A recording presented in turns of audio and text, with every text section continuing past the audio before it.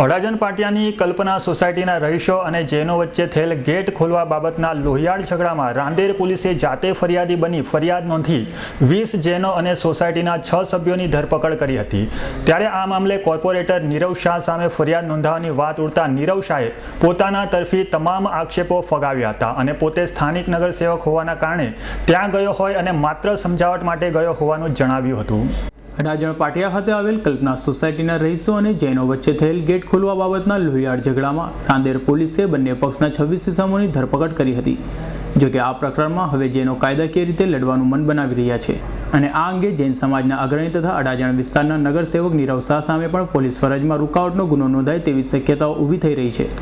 ત્યારે નીરવ શાહે પોતાનો બચાવ કરતા કહ્યું હતું કે મેં કોઈ સરકારી ફરજમાં રૂકાવટ કરી નથી। જૈન સમાજ પર જે કોઈ ઘટનાના દિવસે પોલીસના મિત્રો દ્વારા જે કંઈ લાઠીચાર્જ કરવામાં આવ્યો અને તે ઉપરાંત જેઓની ધરપકડથી તેઓને પોલીસ સ્ટેશન લઈ જઈને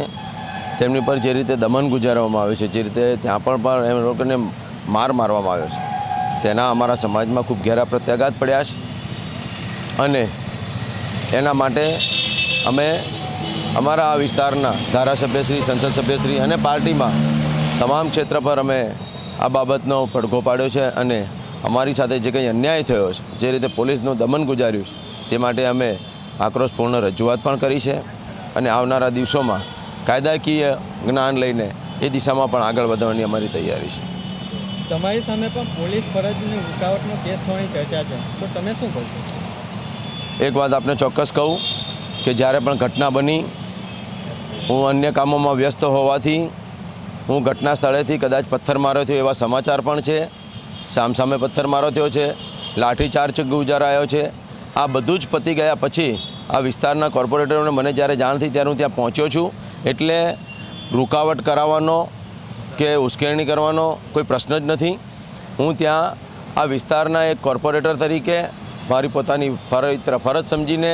બંને પ્રતિનિધિઓનો ચાહે જૈન સમાજ હોય કે કલ્પના સોસાયટીના પ્રતિનિધિ તરીકે હું ત્યાં પહોંચ્યો છું અને પરિસ્થિતિ થાળે પાડવાના મારા પૂરતા પ્રયત્નો હતા, એટલે મેં ક્યાંય રૂકાવટ કરી હોય એવું કોઈ ક્લિપિંગ કોઈ જગ્યાએ છે પણ નહીં। ત્યારે હાલ તો રાંદેર પોલીસે બંને જૂથોના 26 આરોપીઓની અટક કરી અગ્રણીઓ સાથે મળી મામલો શાંત પાડ્યો છે, પરંતુ આવનાર સમયમાં આ મામલો વધુ વકરે તો તેમાં કોઈ બેમત નથી। Bureau report S9 news, Surat.